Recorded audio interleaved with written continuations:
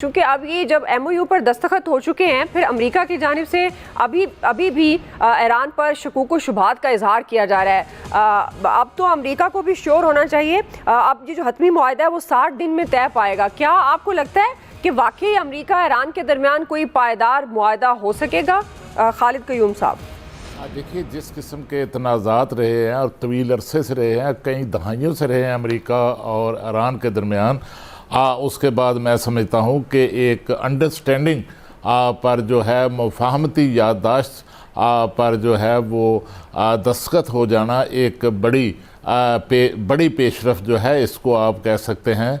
और फिर जो है इसमें कोई शक नहीं कि इस मुआहदे को और इस मुफाहमत को और मुज़ाकरात का जो आगे अमल होगा मज़ीद 60 रोज़ के दौरान, उसको जो ख़तरात हैं वो जो है वो अमेरिका की तरफ से भी ख़तरात हैं। जो है इसके साथ सबसे बड़ा ज़्यादा जो ख़तरात हैं इस मुआहदे को, वो मैं समझता हूँ कि वो इसराइल की तरफ से हैं, वो नेतन्याहू की तरफ से हैं।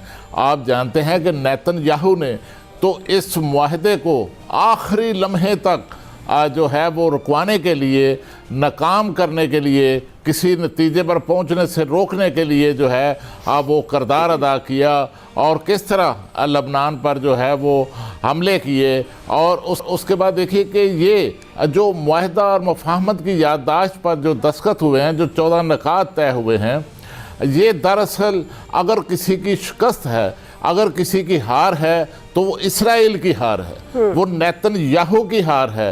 और इसराइल की शिकस्त का बाकायदा मैं समझता हूँ उसका ऐलान है। और नेतन्याहू के लिए इस मुआहदे पर अगर अमल दरामद होता है, ये मुआहदा आगे बढ़ता है, तो नेतन्याहू के लिए मुश्किलात जो हैं वो ज़्यादा जो हैं वो बढ़ सकती हैं। और ये जो मुआहदा है इससे जो है वो नेतन्याहू की जो सियासत है उसके लिए ख़तरात जो हैं वो भी बढ़ सकते हैं, क्योंकि अक्टूबर में जो है वो इसी साल जो है इसराइल के अंदर आम इंतखाबात होने वाले हैं। और नेतन्याहू को जिस तरह इस जंग से पहले मकबूलियत थी और उसकी साख जो है वो बेहतर थी इसराइल के अंदर, इस जंग के बाद जो है नेतन्याहू की जो साख है उसको बड़ा वहाँ पर दचका लग चुका है, क्योंकि इसराइल के अंदर अभी लोग समझते हैं कि ये जो ईरान जंग है, ईरान इसराइल जंग है, इस जंग के बायस जो है वो इसराइल के अंदर भी जो है वो मुआशी तबाही आ रही है और इसराइल के अंदर जो मुआशी दबाव है वो बढ़ रहा है।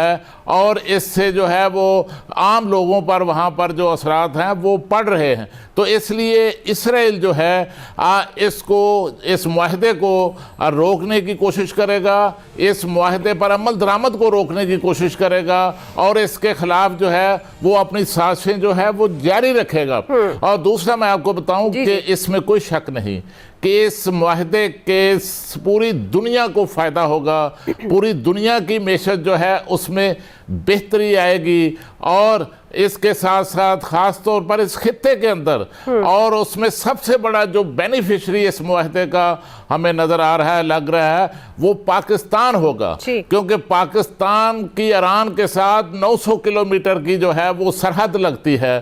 और यहाँ पर हमारी जो तजारत है, जो ट्रेड है, उसमें जो है वो बड़ा इजाफा होगा। और तो है कि ईरान के साथ अब हमारी जो तजारत है वो गालबन 10 अरब डॉलर से तजावज़ कर सकती है। हमें तवानाई की जो ज़रूरियात हैं हमारी, ख़ास तौर पर हमारी गैस की जो ज़रूरियात हैं, वो अब ईरान के साथ जो है गैस पाइपलाइन का जो मंसूबा है वो पाबंदियाँ ख़त्म होती हैं तो वो तकमील तक पहुंच सकता है। इससे पाकिस्तान के अंदर गैस की कीमतें कम हो सकती हैं और पाकिस्तान के अंदर तवानाई की सप्लाई चेन बेहतर हो सकती है। पाकिस्तान को सस्ता तेल जो है वो भी ईरान से जो है वो मिल सकता है। और इसके साथ ईरान को भी बहुत बड़ा इकोनॉमिक बेनिफिट जो है वो मिलने वाला है, क्योंकि 300 अरब डॉलर जो है अगर मामला हतमी सतह पर पहुंचते हैं तो 300 अरब डॉलर की इन्वेस्टमेंट जो है वो ईरान के अंदर होगी। सही सही।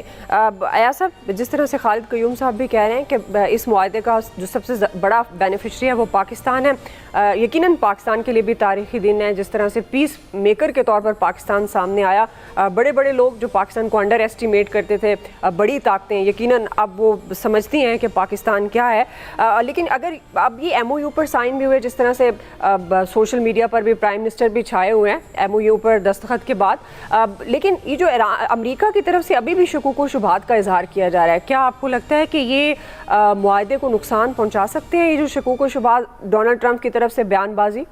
दुआ, एक तो अपने अमेरिका की टेंशन नहीं लेनी, वो बयानात आते रहेंगे, आते रहे हैं, इस दौरान भी आते रहे हैं। वो इजराइल के हवाले से भी बात बिल्कुल ठीक है, उसने पूरी कोशिश की इसको सबोताज करने की, नहीं कर सका, आगे भी करता रहेगा। ये सारे मामलात अपनी का मौजूद हैं। ये मुआहदा, वो मुझे कायदे-ए-आज़म के 14 नुकात याद आ गए।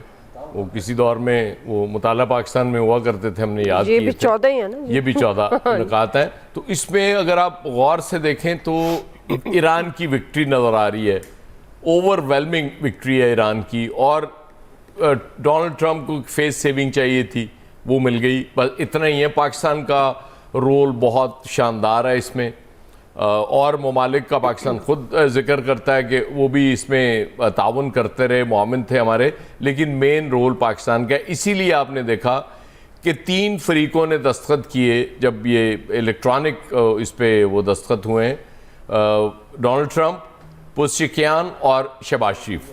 यही नज़र आए ना आपको, और तो कोई नहीं दस्तखत करता हुआ नज़र आया। और वो मेरे छोटे कायद तो खैर जो दस्तखत कर रहे थे, वो उनकी तस्वीर और देखने वाली है, जो मुस्कुराहट थी और मतलब विक्ट्री जैसे बंदे को होती है ना, बिल्कुल वो थी। थोड़ी सी मुझे उनकी तारीफ भी कर लेने दें, बिल्कुल, कि उन्होंने जो स्विट्ज़रलैंड का दौरा मंसूख किया, ये बहुत अच्छा किया है। उसकी वजह ये कि जब दस्तखत हो गए, उसके बाद मुझे कल ही समझ नहीं आ रही थी कि जब डोनाल्ड ट्रंप के और उनके दस्तखत हो गए, तो उसके बाद ये दौरा अभी तक कायम क्यों था, ये उसके बाद मंसूख हो जाना चाहिए था। लेकिन चलें, कुछ और लोग भी चूँकि साथ जा रहे होते हैं, हमने अकेले तो जाना नहीं होता ना, आपको पता है बारात पूरी लेके जानी होती है। तो वो बाराती भी कह रहे होते हैं ना कि नहीं अब तैयारी तो कर ली हुई है हमने, तो मेरे ख्याल चलते हैं। लेकिन स्टिल आई विल से कि this is a wise decision, बड़ा अच्छा किया। वरना जो उसके बाद हो रही होनी थी सोशल मीडिया पे हमारी हुकूमत और हमारे हुक्मरानों के ख़िलाफ़, वो उसका तसव्वुर नहीं किया जा सकता। तो ये चलें, ये एक बहुत अच्छा फ़ैसला इन्होंने कर दिया। अब रह गया टेक्निकल कमेटीज़ की, कल वहाँ मामलात हैं, हमारी सेक्रेटरी ख़ारजा मौजूद हैं, और भी ज़ाहिर है उनके साथ टेक्निकल लोग मौजूद हैं, जो ज़ाहिर है अब तो सिर्फ उसकी जुज़ियात ही तय करनी है ना। जी जी।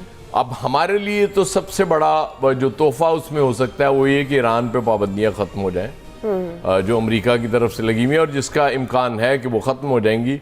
और उसके बाद वो अभी एक आपको पता है ना, साहब अभी कह रहे थे कि वो LPG बहुत महंगी है, तो इलियास साहब ने बड़ा अच्छा मशवरा दिया, क्योंकि खालिद क़य्यूम साहब वो 900 किलोमीटर वो बॉर्डर का जिक्र कर रहे थे ईरान और पाकिस्तान के। इन्होंने कहा यार वो अपना सिलेंडर उठाओ, ईरान ले जाओ, भरवा के ले आओ। सही है, बिल्कुल। मतलब तुम्हें फील ही नहीं होगा कि उसमें कोई पैसे लगने हैं। तो जाहिर है हालत तो हमारी यही है ना। पेट्रोल भी हम एक्सपेक्ट कर रहे हैं गवर्नमेंट से कि वो आए ना, वो 100 रुपया कम करे। अब गवर्नमेंट उसमें भी रिलक्टेंट है। पहले वो चल रही थी कि जी शायद आज ही करेंगे, फिर हुआ नहीं 20 तारीख से ही होगा, और कितना होगा कि जी वो गवर्नमेंट एकदम नहीं करना चाह रही, थोड़ा थोड़ा, क्योंकि वो आदत पड़ गई ना, बिल्कुल वो मुफ्त में पैसे लेने की। तो इनका क्या है, ये भेड़ बकरियां हैं, ये तो बेचारे बर्दाश्त कर ही लेंगे। इन्होंने तो भागना है पेट्रोल पंप्स पे, वो लाइनें लगानी है वहाँ पेट्रोल डलवाने के लिए, इसलिए फ़र्क नहीं पड़ता।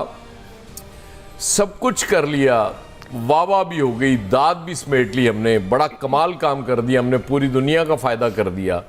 लेकिन अब सबसे इम्पॉर्टेंट काम अपनी कौम का फ़ायदा करना है। ये मैं अपने पॉलिसी मेकर से कहना चाहूँगा कि हमने बड़ी तालियां बजाई हैं आपके लिए, आगे भी बजाएंगे जब जब आप अच्छा काम करेंगे, लेकिन हमें कुछ दिल से ताली बजाने का भी मौका दे देना इस कौम को, कि महंगाई कम हो, कुछ रोज़गार के दरवाजे खुलें, कुछ हमें फ़ील हो रहा हो, कुछ इस मुल्क में, इस हार्ड स्टेट में कुछ थोड़ी थोड़ी खुशहाली हो जाए, को आज़ादियाँ हो जाएं, तो यकीन करें हम आपके लिए दिल से तालियां बजा रहे होंगे। बिल्कुल। और अगर आप को बुरा ना लगे तो हमें उन तालियों का भी मौका दे दें, हम चूंकि बजाना चाहते हैं। सही जी, फैसल साहब।